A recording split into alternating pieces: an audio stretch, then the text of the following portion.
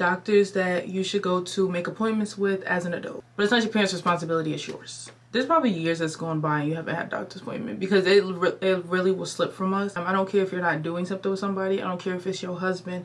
I don't care if it's your boyfriend of 25 years. You should not be denying a STD or STI test. You might as well do all the testing you need to do. And I used to be on my reputation.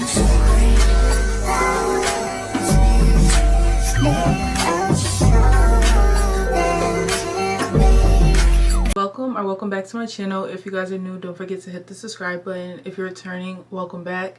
And as you'll see by the title, I'm really trying to step into my adulting content, which is one of the main purposes of me ever making a channel, because I basically grew up sheltered. And I understood that a lot of people either grew up sheltered or you just grew up with no guidance at all. One of my really important things that I feel is my purpose in life is to help to inform people, help people if you never grew up with guidance or if you were, hidden, sheltered from the world, and now you're an adult trying to figure it out. That's what this video is for. If y'all want to see more videos like this, let me know what else y'all want to see. But this video is going to be doctors that you should go to make appointments with as an adult. Basically, after 18, your parents, if they were doing it up to this point, and now the doctors that you have to make the appointments with now, because at 18, I believe it's 18, but it's not your parents' responsibility, it's yours. Now you get a whole list because your girl is a little extra, so I come with, what you need and more to give you options to choose from. So I'm going to give you guys a list of doctors. I think it's about 11 doctors that you should consider seeing as an adult. First off, the most important, I feel like if you don't get any of these, this is the main one you need to get first, is a primary care physician. And it's usually labeled as PCP on like documentations or on your insurance card. This is your general health doctor. This is a doctor where basically you can think of your pediatrician as an adult. Like, it's your pediatrician doctor who checked you every single year. When it was your birthday, you had to go to the doctor. That's basically what this is for an adult. It's the same thing, it's just different names. Pediatrician is for when you're under 18. A PCP, primary care physician, is when you are over 18. So this one, you want to do this once a year. I highly recommend just making the appointment at your actual appointment. When you're done with your appointment, making your next one.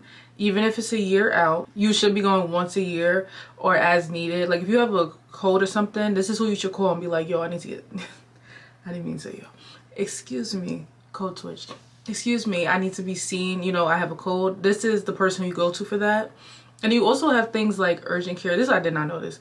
Urgent care is for non-emergency appointments, So emergency room is like, oh no, I need like an emergency. Urgent care is I could wait it out, but I can't get in with my doctor, so you go to an urgent care. It's a different doctor. It's not your doctor, but then after, they can look at you if you need like immediate attention. After your appointment's over, just making the next one, putting it in your phone, so you don't have to worry about it. And believe it or not, especially if you're watching this, there's probably years that's gone by and you haven't had a doctor's appointment because it really will slip from us. So I make sure to just schedule it at the end of every appointment that I have. Thinking of making a video like about tips for making appointments and how to talk to doctors, because I know a lot of people have anxiety around that, and then ADHD with like the making appointments. So if y'all want to see that, let me know down below, because I realize that your health is honestly a portion of your self-care. It's not just doing your hair, doing your lashes. Is definitely taking care of your body internally and keeping up with all your routines and all your visits that you need to go to. So next, I don't know if there's any guys watching. This is for the women. I'm pretty sure there's not a guy version. I'm pretty sure you just would talk to your PCP, with things to do with your person, your other person. But for the girls, having a OBGYN, which is, I really can't say this word. I can't say it.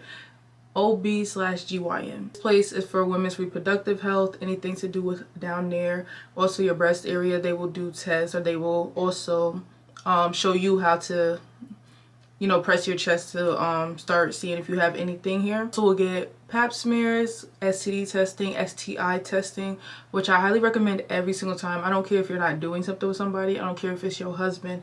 I don't care if it's your boyfriend of 25 years. Every single time you go to, you could do this at the PCP too, the primary care too, but at the OBGYN, you should not be denying a STD or STI test. You might as well do all the testing you need to do to be sure, because you rather catch things early than late. And from experience, to be completely transparent, people cheat, okay? Please.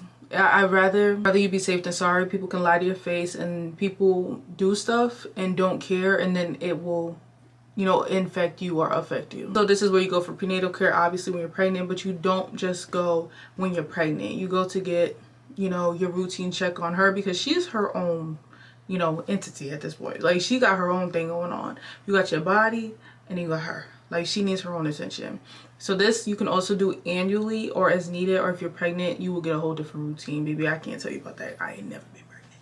But it'll be more frequent if you're pregnant. So far we have primary care physician, and if you're a woman pregnant, any of those things, you will go to an OBGYN. Each one yearly so far. Next up is an eye doctor. I'm not even gonna tell that story. Go to the eye doctor, okay? Especially if you really can't see. It's probably gotten so much worse if you would just go and get it over with. They go, I think the professional name is optometrist or ophthalmologist. If you really got issues, I think it gets like, you know, actual eye doctors. But just going to like Vision Works, really simple to get in. You freaking do that online. Vision Works, you can literally do that online. That one is pretty simple. I don't even think they really be caring for real. But just getting your eyes checked, I think this is every 1 to 2 years. Maybe 1 if you already have eye problems, but if you don't, I think every 2 years. Because you do technically a vision test at the primary care. And then if you really can't see, they probably be like, oh no, you need to go to the eye doctor. But to just be on top of it, just already go. Just already have an appointment. They do vision checkups, eye diseases, eye infections, glasses, contact lenses, things like that. The last one that I recommend, like, I believe everybody should have all of these. The ones after are gonna be like if you need it or if you want to go. The last one that I recommend that everyone get, every adult, is a dentist. I don't know if there's a shortage in dentists, but I still am trying to find one. A little hack that I have is that I will call a dentist's office and say I need an emergency appointment. And if you really have issues, you can do this. But if you're just trying to get seen, you know, without having an actual doctor or a permanent doctor, you can just call any dentist, I believe, and say you just want to see if you can do an emergency appointment. And it's probably gonna have to be a walk-in, and you're gonna have to be like waiting, but at least you can get seen by a dentist. So obviously the dentist is oral health, cavity treatments, braces. Well, to start with braces, then they will recommend you to go somewhere else or refer you to go somewhere else. Especially if you're having wisdom teeth problems, definitely need to go. You have to go to the dentist first to get a referral to go to the people that pull your actual teeth out. I forgot what they call that. I'll put it on the screen. But I was supposed to do that. I'm talking about taking care of yourself, but the idea of surgery just stresses me out. So anytime anybody says anything about going to sleep, doing any type of surgery, I just run from it. But my wisdom teeth haven't hurt in a minute, so I'm just gonna cross my fingers and that's it. And then with the dentist, that's every 6 months, so it's a little more frequent than the other one. So if you're a guy, I think the PCP, the dentist, and eye vision for sure. If you're a woman, you add in the OBGYN, but I feel like everyone should have those 4 every single year. And if you don't, this is your sign to do it and to call around and try to get in, because wait times are already like 6 months. So you might as well get your name in the book, because the longer you wait, the longer you're gonna have to wait to be seen. And I know a lot of people watching videos like this probably have not been. So just call to get on the wait list, or call around to different places, get on multiple wait lists, because it is crazy out here. It's crazy out here. So the next 7 are just my extraness, but I'm just gonna tell you guys in case you ever have these issues or these problems and like, who do I go to for this, who do I go to for that? So I'm gonna run through the 7. These aren't necessary, but it's, you know, if you need it. It's more like people who specialize in certain things. Cardiologist, which is something I had to go to because I was having some heart, I don't know why I can't say that word, heart palpitations, whatever. I just had bad anxiety, so it got a little crazy. We had to do some testing, but everything came back perfectly fine for me. Thank the Lord Jesus. But a cardiologist specializes in diagnosing and treating anything to do with heart-related conditions. So because I was told about my heart, my doctor was like, here's your referral. Use this referral, go to a cardiologist. So that's what I mean. Sometimes you have to get referrals from your primary care physician in order to get into those other places, especially quicker. And then all of these are going to be either annually as appointments are being made or after being referred by your primary care physician. Dermatologist, I did not know this, is more than just skin. Okay, they do like scalp, no, not skin. I thought it was only like face and acne. It's actually skin, hair, nails, any skin, your scalp. You can do a whole body exam and put a whole gown on, and they would check your whole body. I'm currently hand in hand with my dermatologist about hyperpigmentation on my body. Like, I'm trying to see what I'm doing about that. So I'm like, I didn't even know they do all that, because the first time I went, they're like, oh, do you want to get like a gown and everything? I'm like, for what? I'm like, I came for my skin on my face. I'm like, I did not know. And then they was telling me that a lot of people don't. So it's like nails, skin, hair, your scalp, especially if you have dandruff. They usually can prescribe you something if it's really bad. That's where you go for anything skin related. Also, if you have a boil or things like that, they also do look at stuff like that. And then if you need to get like a boil lance or something, they will refer you then to, I forgot what the other doctor is called. It's like the surgeon basically, because they don't do surgeries in the dermatologist, but they do look at all types of skin conditions. Eczema, acne, stuff like that. Stuff which is something I want to do, even though I'm scared of needles, but I feel like I want to know what I'm allergic to. Is an allergist, and I think my doctor was just said what it was. I don't think you need a referral for that, but it's where you get, most of the time, poked with like a lot of needles, and then it has different things on it to see what you're allergic to. If you've been having a lot of breakouts, that's a good thing to do, or if you just want to know, that's also a good place to go. And I don't think you have to do that every year. I think you could do that once in a blue moon. They specialize in diagnosing and treating allergies and asthma. So it's a chiropractor. Specialize in spinal health, alignment. I believe it's musculoskeletal issues. So basically a lot to do with the spine. You've probably seen the cardiologist on TikTok who, you know, put their arm, you lay on that chair, they bring your neck out.